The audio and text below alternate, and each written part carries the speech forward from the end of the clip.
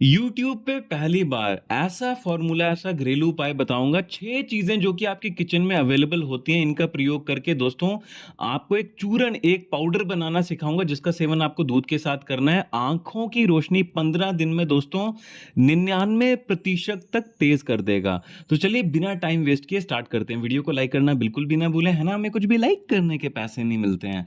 हमारा motivation up हो जाता है, हमारा इंस्पिरेशन बढ़ता है। अगर आप हमारी वीडियोज़ को लाइक करते हैं, पसंद करते हैं तो कृपया करके लाइक कर दें। साथ में चैनल को सब्सक्राइब करके बेल आइकन घंटे के बटन को दबाने के बाद ऑल पे क्लिक करना बिल्कुल भी ना भूलें, ताकि जब भी मैं अपने चैनल पे एक नई वीडियो अपलोड करूँ उसकी नोटिफिकेशन आपको आपके मोबाइल में तुरंत मिल जाए। सबसे पहली चीज़, इस घरेलू उपाय को बनाने के लिए हमने लिए देसी मामरा कश्मीरी गिरी। मार्केट में 2 तरह के बादाम होते हैं। अमेरिकन कैलिफोर्निया बादाम नहीं लेने, उनमें विटामिन ए और ई कम मात्रा में, तेल कम मात्रा में होता है। कश्मीरी मामरा गिरी को अगर आप दबाएँगे ना हाथों से, 2 उँगलियों से, इतना तेल निकलेगा कि आप दंग रह जाएँगे, हैरान रह जाएँगे। यही वो बादाम है जो कि आँखों की रोशनी तेज़ करता है, स्किन पे ग्लो रहता है और साथ में दिमाग को तेज़ करता है, आयु को लंबा करता है, दिमाग को कंप्यूटर की तरह तेज़ करने के साथ-साथ में खून की कमी, कैल्शियम की कमी और हड्डियों की कमज़ोरी को भी दूर करने में आपकी सहायता करता है। 6 चीज़ें आज इस हम पूरे आयुर्वेदिक नुस्खे को बनाने के लिए लेंगे। दूसरे नंबर पे हमने जो चीज़ ली है वो है मगज़ के बीज। मगज़ के बीज, कई लोग इसको खरबूजे के, कई लोग इसको तरबूजे के बीज कहते हैं। आप लोग क्या कहते हैं इसको नीचे मुझे लिख कर के अवश्य बताएँ, क्योंकि बहुत सारे लोगों को कन्फ्यूजन भी होती है। ये जो मगज़ के बीज होते हैं, इनके बीच में विटामिन ए, ई, बी12 के, फाइबर, कैल्शियम, मैग्नीशियम, पोटेशियम और साथ में हाई क्वालिटी प्रोटीन पाया जाता है, जो कि आपकी आँखों की जो रेटिना होती है ना, उस पे जो इमेज बनती है।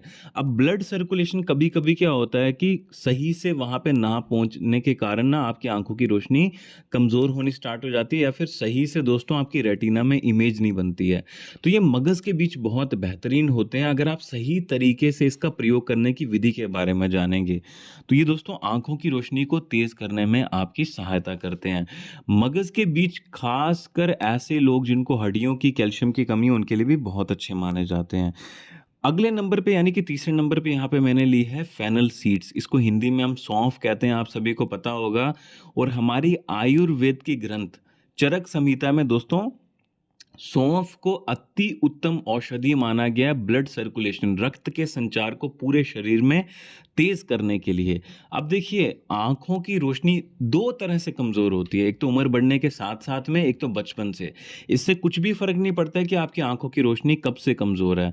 कमजोर होने का कारण एक ही होता है, रेटिना में इमेज सही से नहीं बनती है, या धुंधली बनती है, या पूरी नहीं बन पाती है, या वहाँ पे ब्लड सर्कुलेशन सही से ना होने के कारण वहाँ पे इमेज ही बनती ही नहीं है, या तो दूर का दिखता ही नहीं है बिल्कुल भी।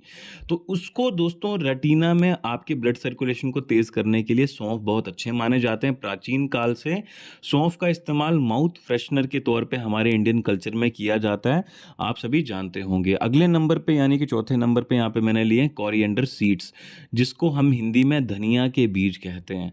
धनिया के बीज, इनकी जो प्रकृति होती है ठंडी होती है, यानी कि कफ प्रकृति के होते हैं।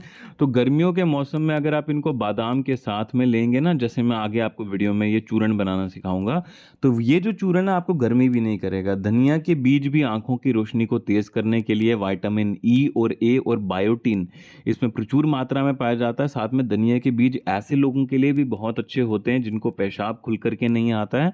और साथ में आंखों की रोशनी अगर आपकी कमजोर है तो धनिया के बीज बहुत अति उत्तम माना जाते हैं। हरा धनिया जो होता है उसको आपको भोजन में अवश्य प्रयोग करना चाहिए। हरे धनिया का रस भी आंखों की रोशनी को तेज करने में बहुत मदद करता है। बीज भी बहुत अच्छे होते हैं, बस प्रयोग करने की विधि के बारे में आप जान लीजिए। दोस्तों, धनिया की बीज जो होते हैं आपके पेट को, उसमें जो अम्लता होती है, एसिडिटी होती है, उसको भी दोस्तों न्यूट्रलाइज करने में आपकी सहायता करते हैं, यानी कि आपके पेट में दोस्तों ये ज़्यादा एसिड को बढ़ने नहीं देते हैं। अगले नंबर पे यहाँ पे हमने लिया काली मिर्च। काली मिर्च भी आंखों में आपकी रोशनी को बढ़ाने में किस तरह से सहायता करती है, रक्त के संचार को वहाँ पे सही से पहुँचाने में काली मिर्च यानी कि ब्लैक पेपर जिसको अंग्रेजी में बोलते हैं, बहुत अति उत्तम मानी जाती है। बस आपको सेवन करने का सही तरीका पता होना चाहिए। इसके अलावा खून की कमी, कैल्शियम की कमी, या फिर दोस्तों आपको इम्यूनिटी की कमी रहती है, रोग प्रतिरोधक क्षमता की कमी रहती है, सर्दी, खांसी, जुकाम, बुखार बहुत होता है, तो शहद के साथ में अगर आप काली मिर्च का सेवन करते हैं तो अति उत्तम माना जाता है। यहाँ पे मैंने स्वाद के लिए, टेस्ट के लिए यहाँ पे मिश्री का, धागे वाली जो एकदम देसी मिश्री होती है उसका इस्तेमाल किया। आप चाहें तो गुड़ का भी इस्तेमाल कर सकते हैं, जो एकदम सूखे वाला गुड़ आता है पाउडर फॉर्म में, या फिर आप चाहें अगर मीठा नहीं खाते हैं तो आपको मीठा डालने की आवश्यकता नहीं है। बस इसका और भी कोई फ़ायदा नहीं होता है मीठे का, बस ये सिर्फ टेस्ट के लिए यहाँ पे मैं डाल रहा हूँ कैंडी। तो चलिए अभी हम क्या करेंगे, जितनी भी मैंने आपको औषधियाँ बताई हैं ना दोस्तों, उनका हम बनाएँगे पाउडर। उसके बाद में मैं आपको बताऊँगा कि आपको सेवन किस तरह से करना है, किस समय पर करना है, हफ्ते में कितनी बार करना है और प्रयोग को बंद कब कर देना है दोस्तों, ये बहुत ज़रूरी है। तो यहाँ पे मैं क्या कर रहा हूँ, लगभग मान के चलिए मैंने 1 बड़ा चम्मच या 2 बड़े चम्मच सौंफ के डाल दिए हैं इसके बीच में। तो आपको भी इस तरह से सौंफ के बड़े चम्मच आपको ग्राइंडर के बीच में डाल देने हैं। अब देखिए, आप चाहें तो पत्थर का जो सिलबट्टा होता है ना, जिसमें माताएँ बहनें खलबट्टा भी कहते हैं जिसको, उसमें भी ये सब मसाले पीस सकते हैं, जितने भी यहाँ पे मैं ले रहा हूँ। तो 2 बड़े चम्मच की मात्रा में मैं मगज़ के बीज भी इसके बीच में डाल दूँगा। अब देखिए, ग्राइंडर में बनाने का एक नुकसान ये होता है कि अगर आप तेज़ी से ग्राइंडर को चलाओगे ना, तो ये गर्मी छोड़ देगा। जो जितनी भी जड़ी-बूटियाँ हैं गर्मी छोड़ देंगी, तो आपको धीरे-धीरे करके दरदरा पीसना है, स्लोली-स्लोली, रुक-रुक के। 2 चम्मच की बड़ी मात्रा में आप धनिया के बीज भी डाल दूँगा मैं, क्वांटिटी आप देख लीजिए, और 5 से 6 काली मिर्च भी इसके बीच में डाल दूँगा।